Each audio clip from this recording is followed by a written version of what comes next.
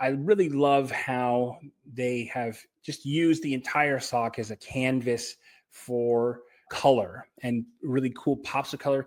And you don't see a lot of these color combinations in, let's say, like the Scandinavian areas where everything's pretty relatively subdued.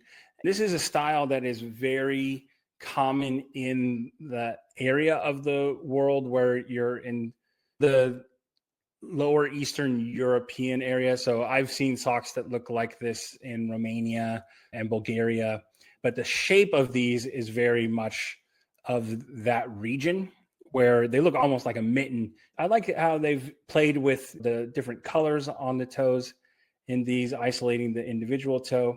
It seems this pattern has options for both the big toe and the regular toe. And then this also have a similar construction to the ones that we just saw. Hey, it's Johnny, editor-in-chief here at the Yarnist, and this session is a limited time preview from our Big Black Friday sale. We are putting on offer a SuperDuper pass, which includes recordings from all 4 of our major events this year. There's more than 60 hours of knitting content and education, and it includes sessions from amazing designers like Ann Hansen, Kate Atherley, and Wooly Warmhead. And if you want to get on the early bird list, you're going to get a special discount, early access, because we're only going to limit this to 500 SuperDuper passes. And you're going to be entered to win a huge prize that we're going to announce Cyber Monday. So what's the big prize? You're going to get a SuperDuper pass for 2025 and 2026. And let me tell you, the events that we're putting on next year are going to be bigger and better than anything that we did in 2025. So if you want to get on our early bird list and get entered to win that huge prize, go over to yarnist.co/Black Friday. And when you get over there, I've got a special opportunity for you to get even more chances to win. So thanks so much for an amazing 2025. We can't wait for what's going to be happening in 2026. And let's get back to our limited time preview of our SuperDuper pass right now. Okay. And so I've pulled out some examples of really cool, interesting projects that use socks as a form of expression, or they are incorporating some sort of regional color motifs or techniques to make their socks pretty different. I think this is going to be a fun, interesting session. I learned a lot just in researching it, but let's get started here with these are the Labyrinth socks by Leslie Comstock. And these are Andean, which I think is Chilean, from the Andes. So it could be Peru or Chile. But that region of the world is known for really elaborate, intricate colorwork designs. And I haven't really seen anything quite like these socks. They have all kinds of really cool things happening in them. You have a lot of intricate stranded color work. You also have these cuffs that have these really fun details. There's a little bit of these like picot edgings on the tops that give them this playful flair. But the actual body of the socks is also incredibly cool and elaborate as well. They're doing some corrugated stranded color work along the sides to separate the front from the back. But I really love how they have just used the entire sock as a canvas for color and really cool pops of color. And you don't see a lot of these color combinations in, let's say, like the Scandinavian areas where everything's pretty relatively subdued. And let's say the colorwork patterns, while they're still intricate, they're not quite as complex as the ones shown here. Here's an example of the cuffs a little bit closer up. Here's some green ones. Super cool socks. And again, if you want links to all these patterns, these will be in the community post later. I'll put together links to all of these. So that's South America. Let's move over to Europe, where we have these traditional kind of Scottish cabled knee-high socks almost, and they're for men specifically. So I don't know a lot about the traditions behind these socks, but I have seen socks like this with the very traditional dress with the kilt and such So these have a ton of cables. And what I think I really like about these is that this cable calf detail, which again, you don't see a lot of stuff like that in socks. And so this has that northern British Isles knot work in the cables designs. Usually it's associated with like Celtic designs, but I don't think that the Scottish Highlands are considered Celtic. I grew up in America and we didn't learn our geography as well as we should have. But I just think these are super cool. You don't see a lot of socks like this for men, and these are like still incredibly masculine. And I would be interested to understand what is this little ribbon that they tuck in there, because it looks like there's a space made in these for that. Maybe somebody in the chat knows. Sticking with the cabled motif, we're going to move over to Bavaria. So this is a region in Germany. And this region is known for their cable work, but they do these very tightly, almost braid-like cables. It's not twined knitting where you're actually twisting the yarn around each other, but the way that you make these cables is by knitting all of those relief stitches through the back loop. So every single time you knit it through the back loop, you're twisting it on top of each other. And so it creates this very tight braid. And then whereas a lot of cables are knit over the course of, let's say, 4 stitches or 6 stitches or 8 stitches, these are mostly knit across 2 stitches. Or if they're knit more than that, they're going to be combinations of stitches that are more like ribbing. Okay. So you can see some more of the detailed cable work here when they're not on a form, but you can see how the twisting of the stitches creates those really tight, those tight braids in the cables. And again, this is very indicative of the style of knitting that's popular in that area. They do it not just on socks, but they also do it on mittens and even sweaters and such. So it's a completely different approach to knitting cables, but I would actually say that I even prefer the delicateness of these because it's a lot more intricate than the sort of like big traditional Irish style cables.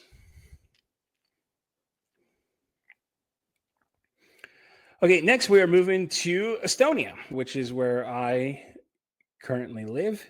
And I wouldn't say that these socks are so indicative of Estonian knitting.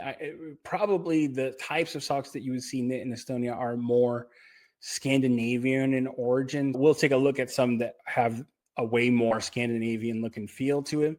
What really makes these Estonian is the colorwork design pattern, not the colorwork itself, but the sort of the pattern that they use.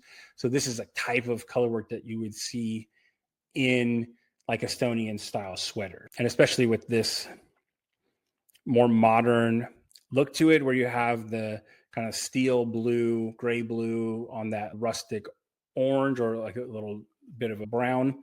That's a design that I've seen be more popular these days. But the traditional Estonian, because it's a seafaring nation on the Baltic Sea, you have a lot of cross-pollination with other seafaring nations like Sweden and Finland and Norway. Like Estonia kind of considers itself to be a little bit more Nordic, although the Nordic countries see it less that way. And so you'll see a cross-pollination in Estonia that you don't see in other places in the Baltics like Latvia or Lithuania. But let's take a look at one of those more Scandinavian style looks. This is actually a Baltic look. This is from Latvia, which is the next country after Estonia in the Baltics. And this has a very like Scandinavian feel to it. So you'll see some of these design details where you have the horizontal braid at the top here of the cuff that's very popular in the Baltics and in some Scandinavian countries. You'll see these very geometric color work patterns. This is a much more of a Baltic thing. You'll see more motifs of nature and stuff in the Scandinavian knittings. Here, it's a little bit more just design work. And you'll just see these little flourishes of corrugated ribbing here and there as well. It's something you'll see a lot in the mittens of the area too. So here they've done the same thing, but they've got a self-striping yarn with a black yarn as a base to give it like a cool look to it. And I really like this color combination here with the gold and the gray blue. That looks really beautiful together. But here's one where they use some gradient yarn to create a completely different effect. So there you go. This is a great example of the sort of color work that's popular in this region of the world. But here we can go back to this is from Norway, this style. And here you can see the use of the Northern Star, or sometimes it's called the Nordic rose or flower or snowflake. It's used in all kinds of iterations of color work in the area. So it still has a bit of that all over color work and some geometric elements to it, but the vibe of the color work is just a bit different in my opinion. What I liked about these is they added in that Argyle design at the bottom here on the base of the foot. So I thought it was an interesting design choice. I haven't seen anything quite like that, but it looks pretty cool. And then you have that corrugated ribbing across the bottom. Again, the corrugated ribbing is something that's pretty popular in this area of the world as well. And I think one of the reasons why is because you get a bit denser fabric when you do that. And you want that dense fabric in socks. So these are like super beautiful colors here. I like those little dots of brown in the middle. Okay, but let's move on to some other really interesting styles of socks. So we're going to jump over. We're still in Europe, but this is from Turkey.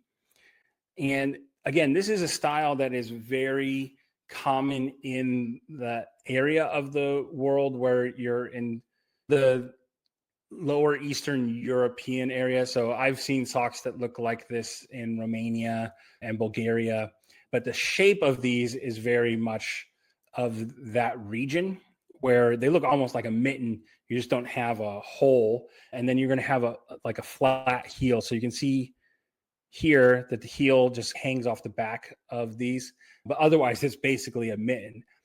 And the construction and some of the elements are also indicative of mittens knit in the Baltic and Scandinavian areas.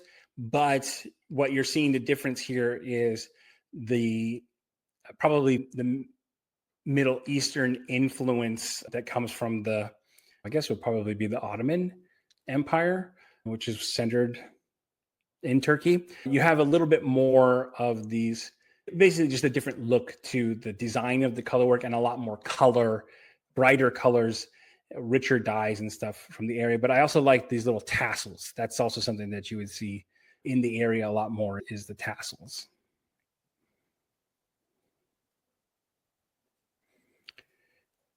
Okay, so we got a couple more here before I show you those. Okay, all right. So we're going to jump over to someplace you wouldn't necessarily think of, but we're going to check out Japan. In Japan, you have these tabi socks. It's not that, I don't know for sure. I don't know how big the style is, but they do have these style of shoes that are like sandals, or you would also have a split toe. So they look almost like hooves, but you'll find actual shoes in all kinds of styles that are made like this. And in order to wear shoes like that, you need socks that have a separate toe for the big toe specifically. So of course, someone came up with some hand knit socks that use that style as well. And I like how they've played with the different colors on the toes in these, isolating the individual toe. It seems this pattern has options for both the big toe and the regular toe. And then this also have a similar construction to the ones that we just saw. They're playing with some texture here on the top of the sock. But the big feature here that you're pretty much only going to see in Japan is that isolated big toe in the sock. And finally, we're going to go over to Bosnia. Okay. These are really interesting. I've never seen anything quite like these. Let's see if I can get a bigger photo. These are made by Donna Drakunis, who I actually tried to get for this event, but she said that she's retired. She doesn't do knitting stuff anymore. But she's has some roots in Latvia or Lithuania, I think, actually. And so she did a tour of this area and she designed a bunch of socks that were influenced by that. But I just really love the kind of unique color work approach to these. They're more like slippers in this case. But if we get a different angle, you can see on the side, again, we have the little the little tassels along the side, but I really love the heels on this. They're super interesting. Never seen anything quite like this. And the toes match as well, but I think there is a close-up of the heel from this pattern. And yeah, here we go. So you can see how intricate the color work is on these heels. And I think that's something that you don't see that often. It's still just basic stranded color work, but it's a really interesting approach. And I think that's something that you'll see in a lot of folk style knitting in that region of Europe, is this high attention to detail, interesting color patterns, and very intricate color work with a lot of the design motifs, but it's not consistent throughout the whole thing. They're really going to play with the design in different portions of the sock to just have a lot of fun. And I think that's a great example of what makes socks and the expression of socks all around the world such an interesting thing to explore. So that is the trip around the world with socks.